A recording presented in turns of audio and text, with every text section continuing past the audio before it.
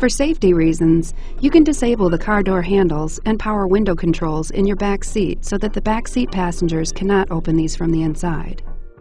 Press this switch located in your left door panel, near the window switches, to activate the safety locks. The LED light will illuminate. Press this switch again to deactivate the rear door safety locks. The LED light will turn off. The power door lock switches are located on the center console below the radio. Press lock and unlock to lock and unlock the doors.